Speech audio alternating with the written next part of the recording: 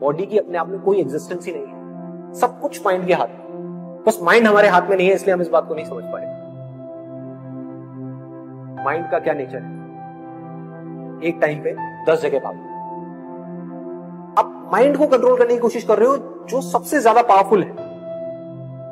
उससे ज्यादा पावरफुल इस दुनिया में कुछ नहीं है। लोग बात करते रहते हैं जिंदगी भर रेस जीतने की, काम में, किसी भी चीज में, एजुकेशन में, पढ़ाई में, जॉब में, इधर उधर, बिजनेस में।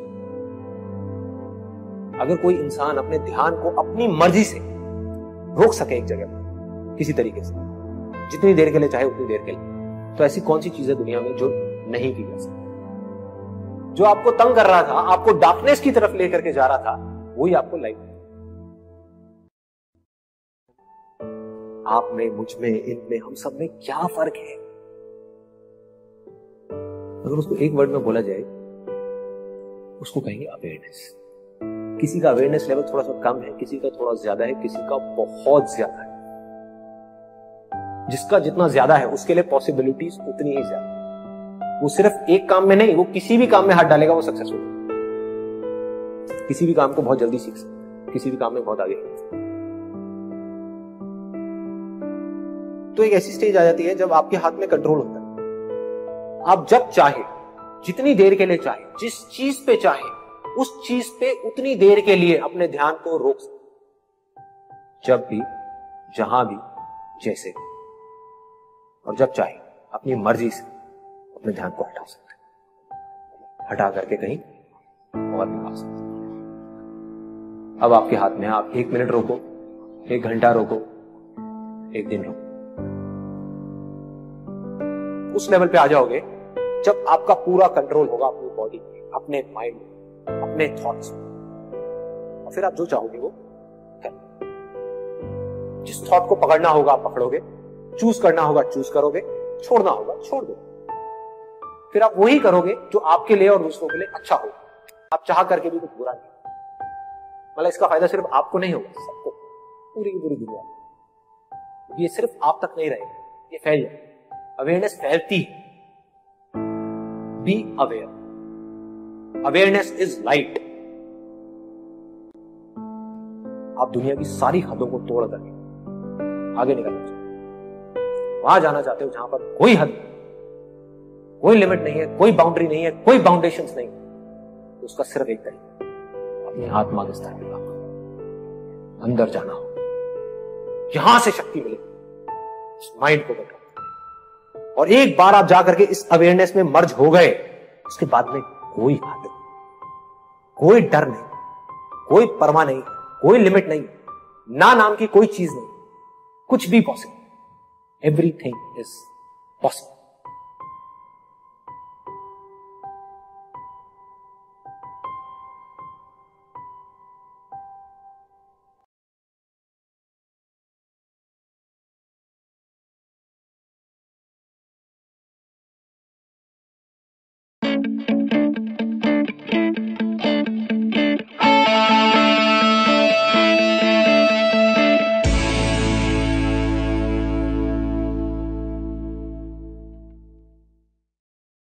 आप में से कितने लोग हैं जिनकी इंग्लिश बहुत अच्छी है, जो पूरे कॉन्फिडेंस से इंग्लिश बोल सकते हैं? सोच लेना, मैं यहां पे बिठा करके बुलवाऊंगा, सोच लेना।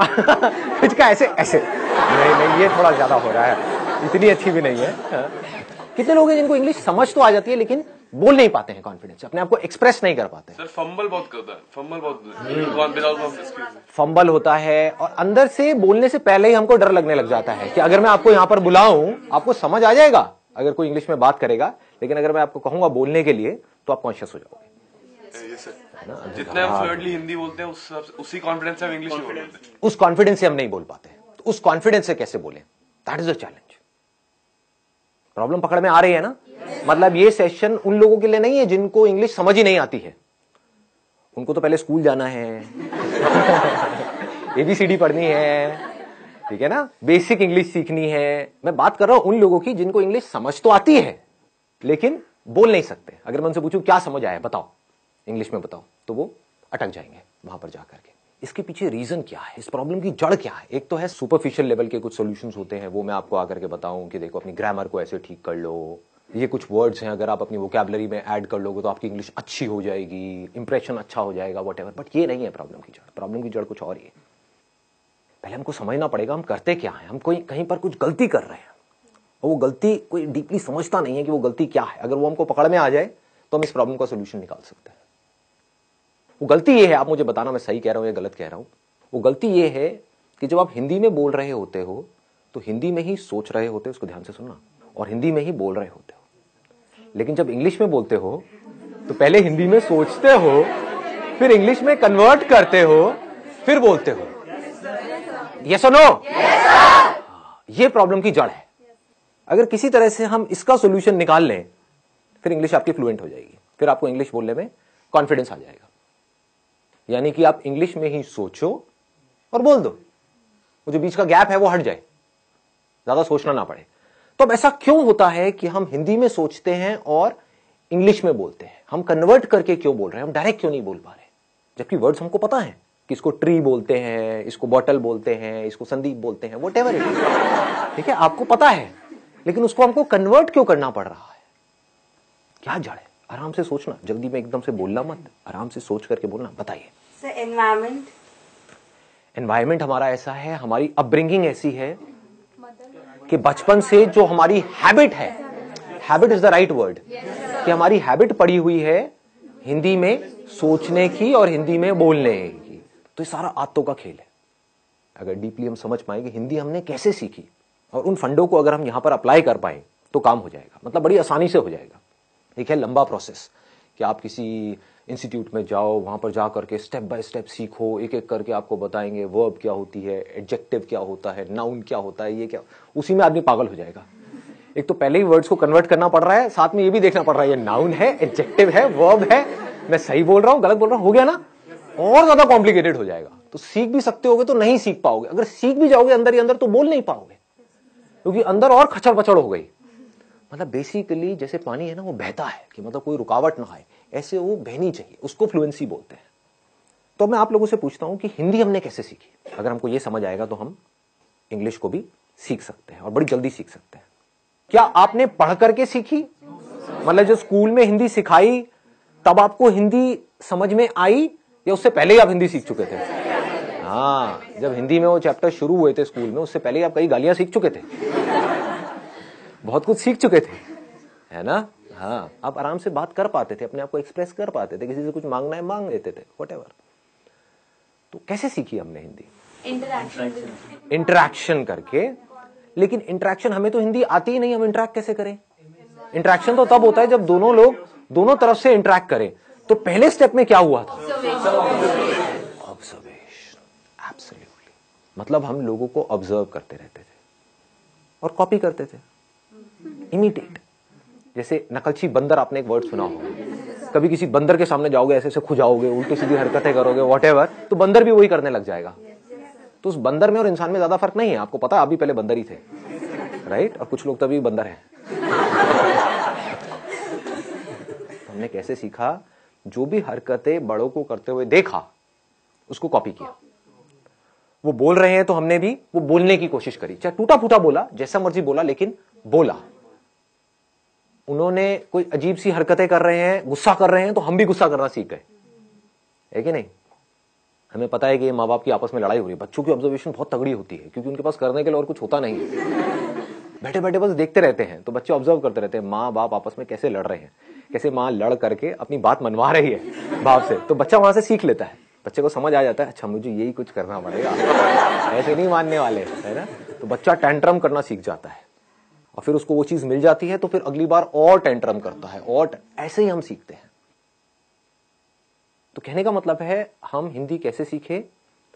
देखते रहे, समझ नहीं आ रहा था, क्योंकि जब हिंदी आती ही नहीं तो समझ कैसे आएगी? बट धीरे धीरे हम ऑब्जर्व करते रहे, समझते रहे कि जब ये इस तरह के वर्ड्स मुंह से निकलते हैं किसी के, तो उसके बाद में एक्शन क्या होता है, उसके साथ में क्या जुड़ा हुआ है। टॉय, तो इमीडिएटली हमको समझ आया इसको टॉय बोलते हैं, है ना? तो वहां पर बहुत सारी कंफ्यूजन भी होती है बच्चों के अंदर, क्योंकि वो कई बार गाड़ी को भी टॉय बोल देते हैं। क्यों? क्योंकि अभी क्लियर नहीं हुआ है कि टॉय क्या है। लेकिन फिर क्या हुआ, धीरे धीरे उन्होंने बोलना शुरू किया, गलतियां करी, करते करते एफर्टलेसली कम्युनिकेशन होने लग गया, इंटरेक्शन होने लग गया।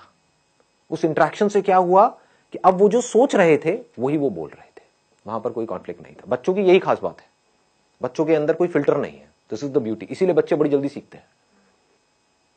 तो पहला स्टेप हमको पकड़ में आ गया, ऑब्जर्वेशन। दूसरा है प्रैक्टिस।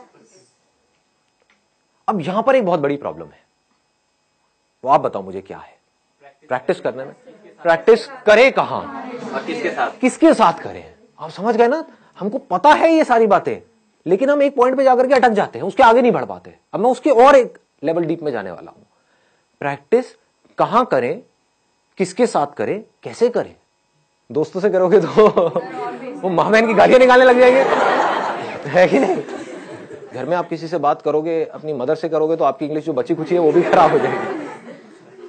बड़े अंग्रेज आए। हाँ, बड़े अंग्रेज आ गए हैं जी। क्या हो गया, हिंदी हमारी मातृभाषा है, इंग्लिश सीखना जरूरी थोड़ी ना है। उनको बोलो ठीक है, इंग्लिश सीखना जरूरी नहीं है, लेकिन ये जॉब है, वहां पर इंटरव्यू होने वाला है, वो इंग्लिश में होने वाला है। बोलना अपने घर वालों को, अगर कोई बोलता है ना ऐसी कोई तकियानुसी बातें करते हैं कि हमारी हिंदी मातृभाषा है और इंग्लिश सीखना जरूरी नहीं है, तो उनको बोलो ठीक है, फिर तो इंटरव्यू भी देना जरूरी नहीं है, नौकरी भी करना जरूरी नहीं है। हाँ, बेचो अपना घर, एफडी कराओ, मजे से रहेंगे। खाना ही तो खाना है, उसके लिए नौकरी क्या करनी है। आपका घर है तो सही, बेच देंगे, एफडी करा देंगे, किराए पे रहेंगे। ठीक है जी, पकड़ में आ रही है बात। प्रैक्टिस कैसे करोगे जी। मैक्सिमम जितना एक डे में बोल सके, नॉर्मल भी कन्वर्सेशन कर। किससे बोलोगे, सब्जी वाले से बोला तो वो गड़बड़ हो जाएगी। Take this, take this. तेरी लगाऊं कान के नीचे, तो गाली निकालती है मेरे को। Moment we speak in English to our friends, जैसे क्यों फॉर्मेलिटी क्यों कर रहे हो भाई, राइट, फॉर्मल क्यों हो रहे हो, फॉर्मेलिटी क्यों कर रहे हो, और क्या जरूरत है। मुझे तो इंग्लिश आती है, आती किसी को भी नहीं है, समझ गए ना। समझ आती है, बोलने में कोई भी, सारे पैदल हैं। और कई बार वो हंसते भी हैं। कई बार क्या, हमेशा ही हंसते हैं। अपने गर्लफ्रेंड बॉयफ्रेंड से बोलोगे वो मजा ही नहीं आएगा, वो फीलिंग ही नहीं आएगी ना। हिंदी वर्ड्स में जो फीलिंग है, इश्क, ये वर्ड इंग्लिश में कहाँ मिलेगा। लव में वो मजा थोड़ी है। हाँ, प्यार, मोहब्बत, सारी फिल्में ऐसी देख देख करके हम बड़े हुए हैं। दिलवाले दुल्हनिया ले जाएंगे, You'll be my bride, you know। इसमें मजा नहीं आएगा, तू मेरी दुल्हन बनेगी। क्या प्रेम रोग, ये पिक्चर देख देख के आप बड़े हुए हो। ओ भाई साहब, सारे प्रेमी बैठे हैं यहाँ पर, बड़े बड़े हैं। बढ़िया है जी, बताओ जी, ऑप्शन बताओ। It's a good idea. आप लिख सकते हो, मतलब डेली बेसिस पे अपनी एक डायरी लिख सकते हो कि क्या हुआ आज मेरे साथ में पूरे दिन में। उसमें मजा भी आएगा, और उस डायरी को जब आप एक साल बाद पढ़ोगे तो अपने ऊपर बड़ी हंसी भी आएगी, क्योंकि उस टाइम पे जब आप लिखना शुरू करोगे तो इंग्लिश बड़ी कमाल की होगी। ये मैं स्कूल में लिखता था, अब मैं बता नहीं सकता उसमें मैं क्या क्या लिखता था, बट अब मैं देखता हूं तो बहुत हंसी आती है। मतलब कमाल की इंग्लिश होती थी, पता नहीं क्या क्या मैं बनाता था, क्या क्रिएटिविटी, सारी क्रिएटिविटी उसमें चली जाती थी, है ना। तो this is a good idea कि आप लिख सकते हो अपने जो थॉट्स हैं, सुबह से रात तक जो भी कुछ किया है। क्योंकि लिखने के चक्कर में क्या होगा, आपको पहले सोचना पड़ेगा।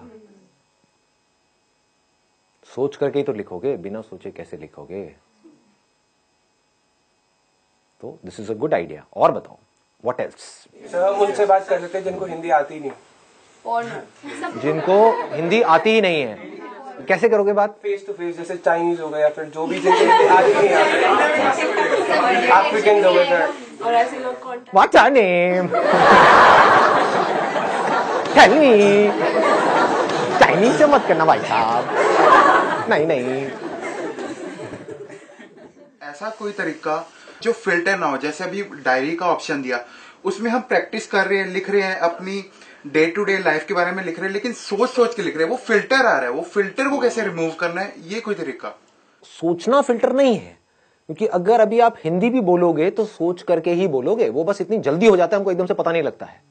जैसे आप एक मूवी देखते हो तो एक सेकंड में 25 फ्रेम निकल गए हैं, और हर फ्रेम में मिलियंस ऑफ पिक्सल्स हैं, इतना डेटा एकदम से निकल गया है।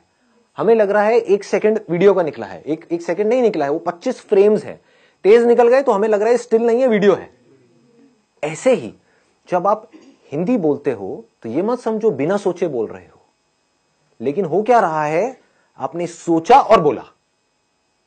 सोचना प्रॉब्लम नहीं है, क्योंकि बिना सोचे तो आप बोल भी नहीं सकते। हाँ, मैं आपसे पूछता हूं वेदर कैसा है, आप यही बोलोगे वेदर अच्छा है, ना ज्यादा ठंड है ना ज्यादा गर्मी है। ये वर्ड्स कहां से आए? जो आपने एक्सपीरियंस किया, जो फील किया, उसके साथ में कुछ वर्ड जुड़े हुए हैं। वो सारे जो वर्ड जुड़े हुए हैं वो सब हिंदी में जुड़े हुए हैं। तो उस फीलिंग को, उस एक्सपीरियंस को आप फ्लुएंटली एक्सप्रेस कर पा रहे हो, क्योंकि उसके साथ में वो वर्ड्स पड़े हुए हैं। इंग्लिश के भी पड़े हुए हैं, इसको ध्यान से समझना जो चीज मैं बोल रहा हूं। हिंदी के भी पड़े हुए हैं, इंग्लिश के भी पड़े हुए हैं, बट आप हिंदी फ्लुएंटली बोल पा रहे हो, इंग्लिश नहीं बोल पा रहे। क्यों? क्योंकि आप सोचते, अब इसको ध्यान से समझना, क्योंकि आप सोचते ही हिंदी में हो और आप हिंदी से इंग्लिश में कन्वर्ट करके फिर बोल रहे हो। कुछ ऐसा हो जाए, अगर आप सोचना ही इंग्लिश में शुरू कर दो तो क्या होगा? Problem solve. हैबिट आपकी अभी पड़ी हुई है हिंदी में अंदर सोचने की। सुबह से रात तक आप करते क्या हो? कभी नोट करना, कहीं पर अकेले बैठे हुए हो, कभी पढ़ रहे हो, पढ़ते पढ़ते एकदम से पढ़ाई से ध्यान हटा, बैठ करके कुछ सोच रहे हो, कुछ गड़बड़ हुई घर में, उसके बारे में सोच रहे हो। सोने से पहले कुछ थॉट चल रहे हैं माइंड में। थॉट है क्या? अगर बोलना नहीं है तो कभी ध्यान से अपने थॉट्स को देखना। थॉट्स में अगर वर्ड्स नहीं है तो थॉट भी नहीं है। बिना वर्ड्स के सोच के दिखाओ, किसी ऐसी चीज के बारे में सोच के दिखाओ जिसका कोई वर्ड माइंड में पड़ा ही नहीं है। इम्पॉसिबल। हमें यह लगता है कि बात करना या बोलना मतलब सिर्फ आपसे मैं बोल रहा हूं, आपसे बात कर रहा हूं, इसको बात करना कहते हैं। अजी नहीं, जो हम अपने अंदर सुबह से रात तक बोलते हैं, एक्चुअल में वो बात करना है। अगर अपने अंदर ही अंदर आप इंग्लिश में बोलते रहो, ये आपके हाथ में पूरा कंट्रोल है, या और कुछ नहीं तो शुरू में इंग्लिश और हिंदी को मिक्स कर दो अपने माइंड के अंदर, तो धीरे धीरे आप देखोगे, नहीं भी चाहोगे तो मुंह से वो ही निकल रहा होगा जैसे थॉट चल रहे होंगे। It is called habit. कितना सिंपल है, मतलब समझ गए ना कि अकेले में आप कहीं पर बैठे हो तो बैठ करके सोच रहे हो कि मुझे ये करना है। Think in English. अगर आप अंदर सोचने की प्रैक्टिस नहीं करते और सीधा बोलने की प्रैक्टिस करते हो तो नहीं बोल पाओगे, अटक जाओगे, बार बार गलतियां करोगे, और जितनी गलतियां करोगे उतना ही आपका मजाक उड़ेगा, उतना ही आप कहोगे छोड़ो मेरे को नहीं बोलना। तो इंग्लिश में सोचना है, इंग्लिश के वर्ड्स में सोचना है। ये पूरा कंट्रोल आपके हाथ में है। चाहो तो कर सकते हो, कोई आपको रोक नहीं सकता है, आपको कोई और चाहिए भी नहीं है, अपने अंदर ही अंदर। एंड मोस्ट इंपॉर्टेंट, यहां पे एक सेकेंड ना, and most important, use simple words. यहां पर हम जाकर के फंस जाते हैं। कुछ ज्यादा कॉम्प्लिकेटेड वर्ड्स बनाने की जरूरत नहीं है अपने माइंड में जो आप सोच रहे हो। बड़े आराम से सिंपल वर्ड्स, क्योंकि उसमें क्या होगा, फ्लुएंटली आपकी आदत पड़ जाएगी इस तरह से सोचने की। तो अब एक छोटा सा काम करते हैं, यहां से बजाय कल के ऊपर डालने के, आज से और अभी से इसकी प्रैक्टिस करते हैं। आपको जो भी बोलना है, या मैं जो भी बोलूंगा इंग्लिश में बोलेंगे। एटलीस्ट कुछ तो प्रैक्टिस होगी ना। नाच तो हाँ है, वैसे आधा घंटे में कुछ होने वाला नहीं है लेकिन at least something is better than nothing. सोच सोच करके नहीं बोलना है, बोल देना है जो भी अंदर से आ रहा है। Sir, what we can do at our home is that we can ask our mother or father that you can give us any topic, any XYZ topic such as dog, water, anything, and we just have to speak for a minute on that topic. Extempore basically. So once a week, even if we do it. And we don't need to use these kind of words like extempore or whatever it is. So now what is going on is, like say we can have a practical demo as in what we need to do and what we don't need to do. And even if you commit some mistakes, it does not make any difference. My English is also not that good, but how does it matter? If there are people who are making fun of you, they are just giving a boost to their own ego. Yes. If you go and speak in English with a foreigner, they will never make fun of you. Yes. Because for them, it's not that important whether what you are saying is right or wrong. What is important is whether they are able to understand, like say, whatever you are trying to express. So sometimes it happens that like our generation is fond of online shoppings, or maybe like if there is a problem in the phone or something like that. So what we can do is instead is that we can call the customer care. There is an option that one is in English, the other is in Hindi. It's a great idea. They'll not judge you according to your voice, and you'll be able to get it that whether they are understanding your English or not. Yeah. And I know that there are some people who talk to these, who call up at these call centers and talk about all the shit stuff. Just for time pass. So now at least you are learning something. I think it's a great idea. Yeah. You can talk to them. Nobody will judge you. You can create an imaginary problem, right? Related to that product or service, right? Create an imaginary problem in your mind. Oh, I'm going through all this pain and suffering and whatever, and then feel it, and then call up. I'm so depressed because of this product. Ma'am, please do something. Nah. You'll get to know that whether they're like able to understand what you're trying to. They will understand. They have to understand because it's their job. The job of your friends is to make fun of you, point out your mistakes. This is where you are wrong, whatever. So it's all about right and wrong. But their job is not to tell you that your English is right or wrong. Their job is to understand whatever you are saying and then give you a solution. There are some things in life where you can't afford to be mechanical. You need to put some conscious effort in it. You need to think, okay, what is it that I need to do? There is a problem. I need to figure out a solution.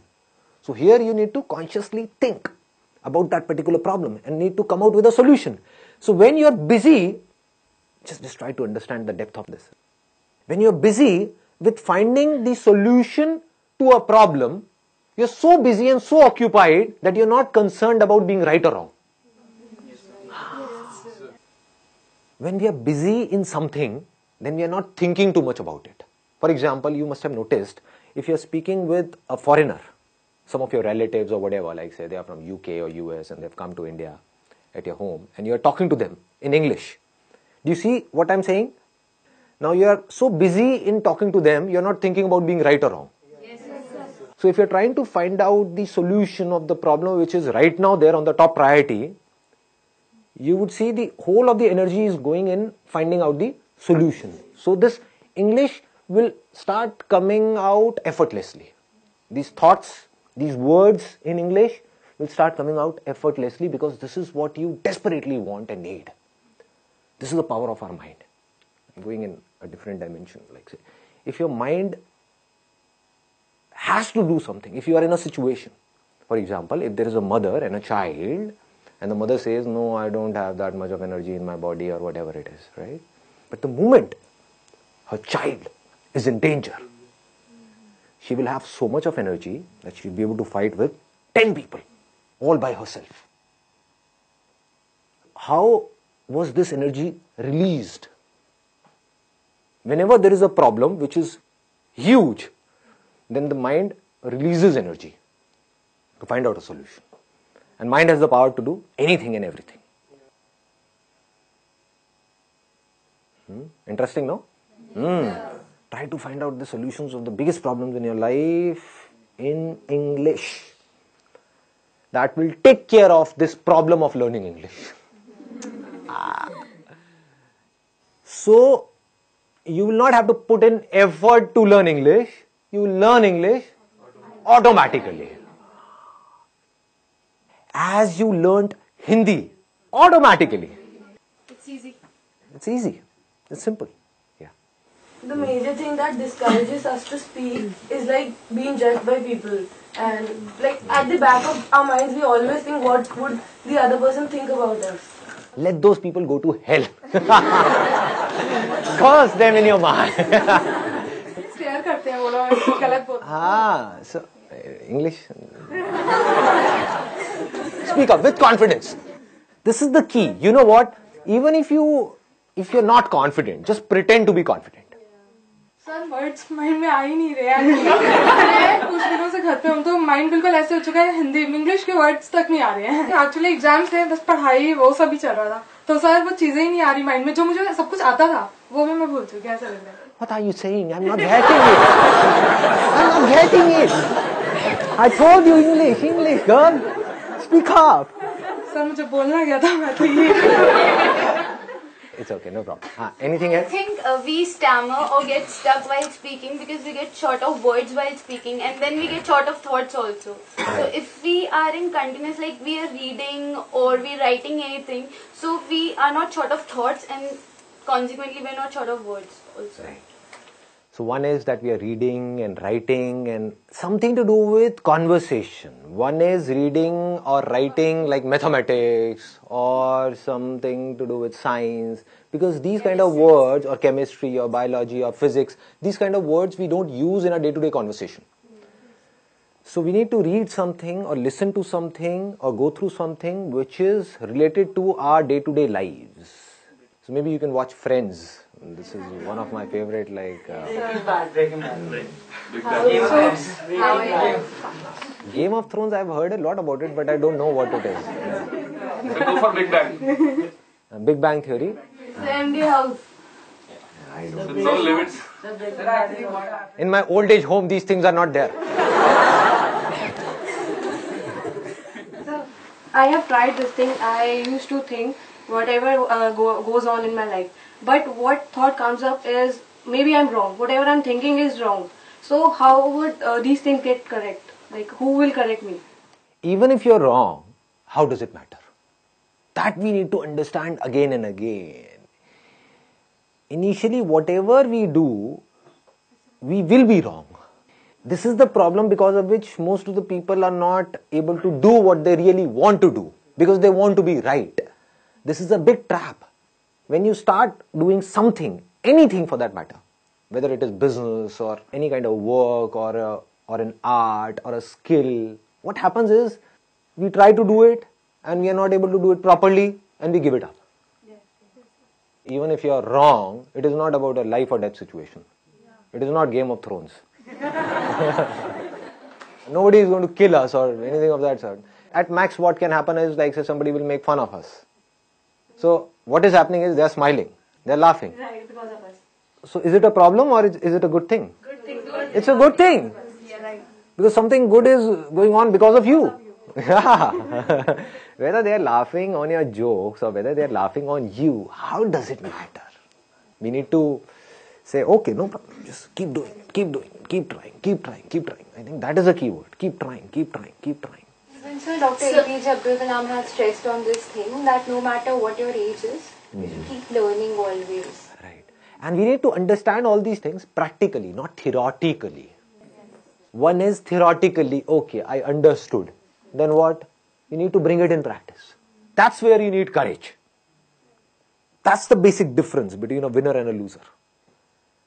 Losers understand all these things. They would say, okay, I know all these things. Tell me something new. Abhe khachar. What will you do of something new? Huh? Even if you get more and more of new information, so-called new information in your brain, which is as good as dead because you're not using that information to do something, to bring it into action, what will you do with that information? They're just fond of information, which they think is learning, but that is not learning at all. Learning means getting some information and bringing it into practice. That is learning. The moment you bring something in practice, either you will succeed in it or you will fail. So whether you succeed or you fail, you need to let it go and keep on building your practice.